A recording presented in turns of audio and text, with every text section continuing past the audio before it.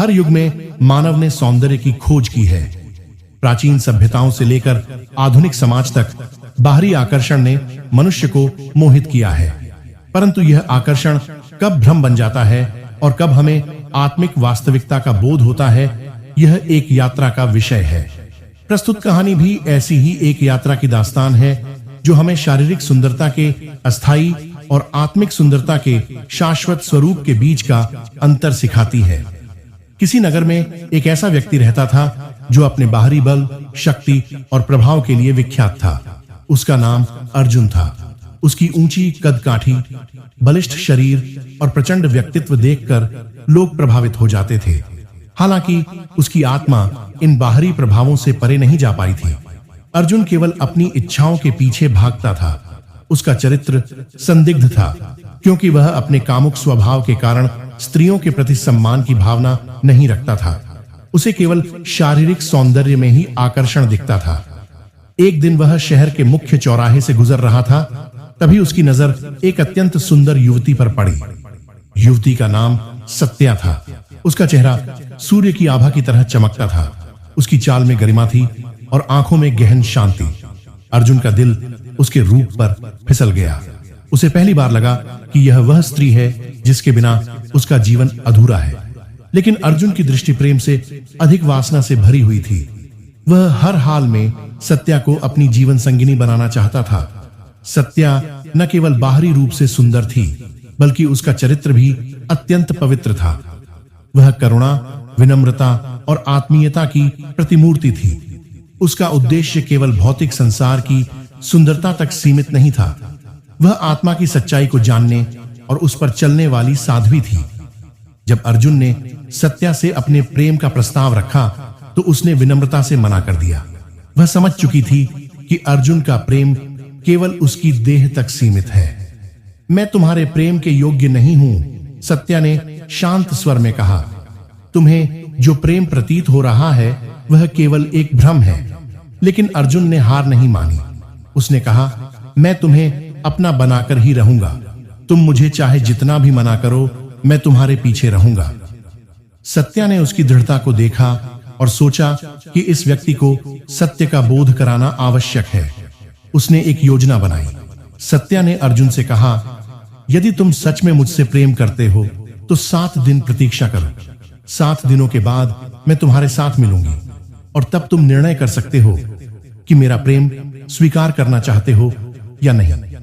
अर्जुन इस प्रस्ताव से उत्साहित हो गया। उसने खुशी-खुशी सहमति दी और दिन गिनने लगा। उसके मन में केवल उस क्षण की कल्पना थी जब वह सत्या के साथ होगा। लेकिन सत्या ने इस दौरान एक अद्वितीय योजना बनाई।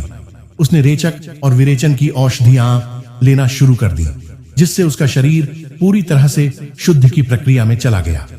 7 दिनों तक उसे लगातार दस्त और उल्टी होती रही। उसने इन सभी मल और उल्टी को बर्तनों में जमा किया।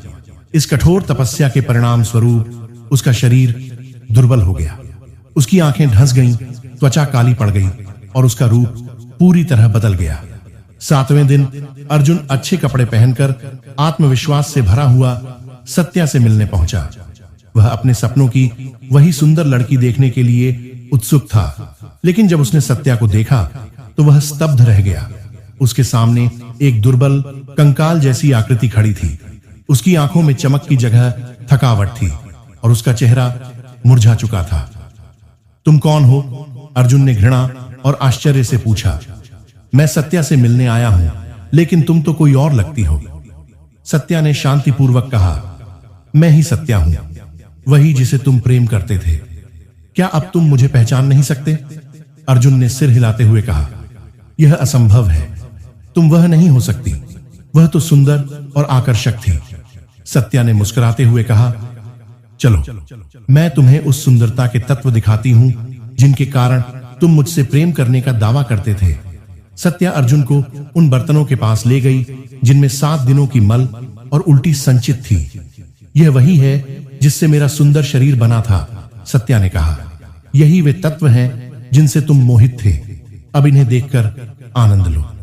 बर्तनों से उठती दुर्गंध इतनी असहनीय थी कि अर्जुन का सिर चकरा गया। वह घृणा से पीछे हट गया। यह घिनौना है, उसने चीखते हुए कहा। सत्या ने गंभीर स्वर में कहा, तुम्हें जिस सुंदरता से प्रेम था वह केवल इन अस्थायी पदार्थों का संयोजन थी। जब ये पदार्थ अलग हो गए तो मेरी वह सुंदरता भी समाप्त हो गई। अब क्या तुम मुझसे प्रेम कर सकते हो? अर्जुन निरुत्तर था। उसकी आंखों में शर्म और पश्चाताप की भावना थी। सत्या ने आगे कहा, सौंदर्य बाहरी नहीं, भीतर की चीज है। सच्ची सुंदरता आत्मा की है। वह प्रेम, करुणा और सत्य की ज्योति जो कभी मुरझाती नहीं।